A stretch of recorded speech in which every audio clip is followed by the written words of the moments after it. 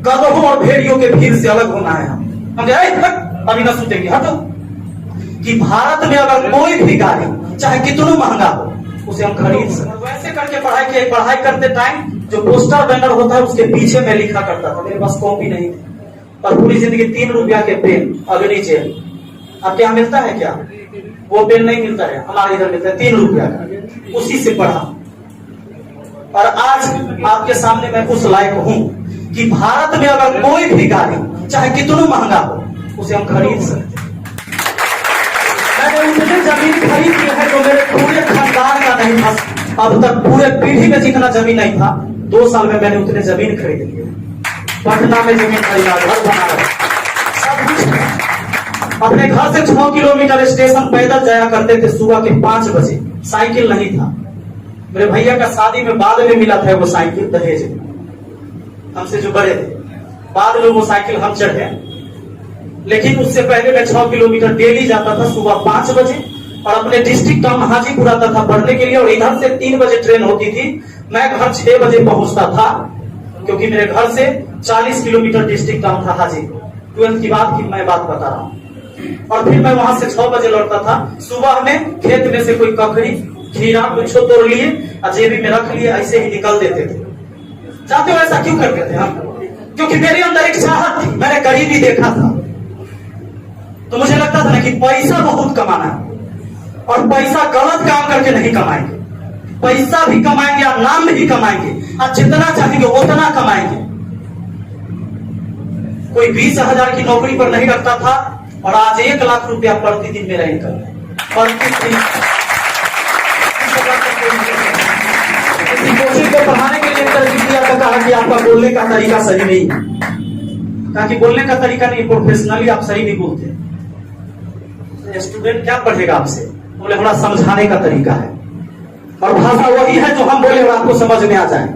बिना कहे हुए कुछ बात समझ में आ जाता है कि नहीं? सारे इशारा में बताइए, इशारा में समझ में आता है कि नहीं आता है? वो भाषा है, वो भी एक भाषा है, सांकेतिक भाषा। मैंने संकेत किया, आप समझ गए। बाहर निकले देखा देवे देखा दे वही मैंने कथी दिखाइएगा तो समझ गया कि मारना है ना, निकल रहा है बाहर, मिलो उससे दिखा देंगे। समझ जाते हैं सांकेतिक भाषा। तो वही चीजें थी। और आज जो ये बदलाव है ना, एक दिन में मेरे साथ नहीं बदलाव आया है। सरकार है, देखिए अगर कोई भी व्यक्ति बड़ा होता है तो आदमी केवल ये देखता है कि भाई वो बहुत बड़ा हो गया, लेकिन उसके पद चिन्ह जो उसके पांव में छाले थे वो इंसान नहीं देख पाता। उसको एक बार गौर करिएगा। मैं केवल ये सोचता था, देखिए एक बात और है, आपके जीवन में जब तक किसी चीज की जरूरत नहीं होगी आप मेहनत नहीं करोगे। हम कितना हो मोटिवेट आपको कर दे, कल जाके फिर भूला जाइएगा। आज बताइएगा एकदम जुनून में, क्योंकि आज 5-7 टीचर आपको मोटिवेट करेंगे। आज से कहोगे ना करता उड़ा देंगे, चाहे जो हो जाए हम समाज को दिखा देंगे, देश को दिखा देंगे। पता चला 3 दिन बाद तो फिर शांत हो गया। होता है ना, मेरे साथ नहीं होता था। इंसान होगा आपके साथ, थकोगे, आप भी थकोगे। तो मुझे एक चीज याद आता था हमेशा कि जब मेरी माँ रात में सिलाई करके मुझे पढ़ाती थी ना, 5 रुपए में एक कपड़ा सीखती थी गांव में, और 500 रुपया हर महीने मुझे किसी तरह इकट्ठा करके देती थी। घर में डेली उनका दिन में काम होता था और रात में वो सिलाई करती थी मुझे पढ़ाने के लिए। तो जब रात में मुझे नींद आता था ना, अगर मान लो 7 बजे से पढ़ा 10 बज गया तो नींद आता, आपको भी आता होगा। 2.5-3 घंटा कंटिन्यू पढ़ना बहुत बड़ी बात है, इस साधारण बात नहीं है।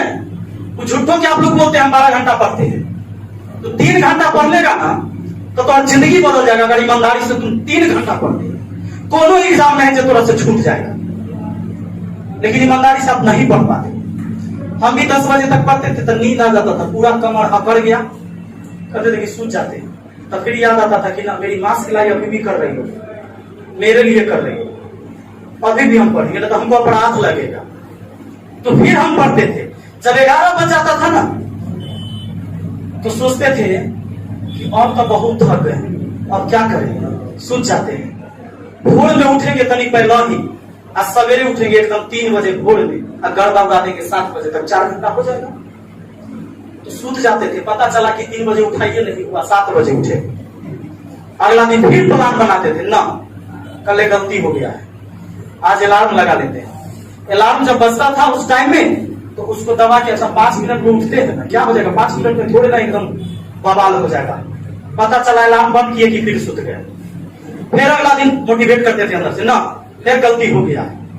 तो फिर जब रात में पढ़ाई करते थे, मान लो 11 बजे तक अगले दिन, और जब ये विचार आता था ना कि अभी सुत जाओ, आज उठ जाना पक्का, तो हम कहते थे ना, ये जो विचार आया ना, ये हमारा दुश्मन है, यही 3 दिन से मुझे हरा दे रहा है। हम अभी ना सुतेंगे, हटो, अपने आप से बात करते थे, अभी ना सुतेंगे, अभी पढ़ेंगे। मेरी माँ जग रही होगी, सिलाई कर रही होगी दिया जला के। अगर वो इस उम्र में सिलाई कर सकते, उसके कमर न दुखे हैं, हमारा क्यों दुखता है?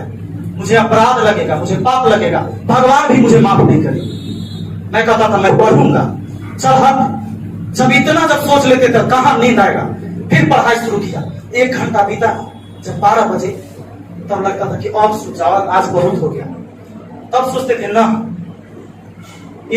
रेलवे के एग्जाम में लाखों विद्यार्थी फॉर्म भरा है, तो लाखों सूत गया होगा, ना सूता होगा। वही में कुछ ना कुछ 10,000 अभियो पढ़ाई होगा 12 बजे रात में, अभी फिर पढ़ेंगे। हमको अलग बनना है, गधों और भेड़ियों के भीड़ से अलग होना है। हमारी एक अलग पहचान होनी चाहिए। अगर मैं किसी भीड़ में कहीं भी खड़ा रहूं तो लोग जान जाए कि वो बंदा है, वहां है वो, मेरी पहचान अलग होनी चाहिए। तो हम कहते थे तो मेहनत भी तो अलग करना पड़ेगा। फिर 12 बजे से पढ़ते थे, 1 बजा तो फिर सोचते थे कि अभियो तो 500 जगले होगा कोई ना कोई, पगलों के कमी नहीं है, पढ़ाईते होगा, पढ़ना होगा। फिर पढ़ते थे, इतना देर पढ़ते, मैं आपको बताऊं 3 रात और 3 दिन कंटिन्यू नहीं सोया। क्योंकि देखो गरीबी थी हमारे साथ। हमारे जहां जब बाद में मैं 12th करने के बाद हाजीपुर आ गया था, रह के पढ़ाई करना, जब कंपटीशन सोचा था कि मुझे रेलवे में जाना है, और मैथ मेरा बहुत कमजोर है। तो पढ़ते पढ़ते मुझे लगा कि नहीं, मुझे पढ़ाना चाहिए, क्योंकि मेरे जैसे मैथ बहुत लोगों को कमजोर है। तो बाद में मेरा दिमाग चेंज हो गया कि मैं पढ़ाऊंगा, क्योंकि मुझे मैथ आ गया। तो ये इतनी स्ट्रगल हमने किया था।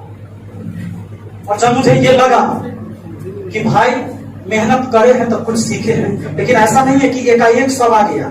जैसे आप एक टॉपिक पढ़े और दूसरा क्वेश्चन आएगा तो फिर फंस जाइएगा, तो आपको लगेगा ना कि इतना तो पढ़ रहे थे, मेहनत कर रहे, सब बात तो पढ़ भी नहीं किया। तो वैसे नहीं हड़बड़ाना है, आपको स्टेप बाय स्टेप चलना है। कभी कभी आप देखे हैं, जब आप रोड पर चलते हैं नए सड़क पे, आपको नहीं पता है कि पटना कैसे जाना है, तो आपको 500 मीटर आगे तक दिखाई देगा सीधा रोड, उसके आगे नहीं दिखाई देगा कि किधर मुड़ना है वहां से। लेकिन जब वहां जाओगे तो फिर पता चलेगा कि एक रोड इधर भी, एक रोड इधर भी। उसी जगह डिसाइड करना होता है कि रॉन्ग क्या है, राइट क्या है। फिर वहां से राइट वे चुनोगे, रास्ता चुनोगे जो सही है।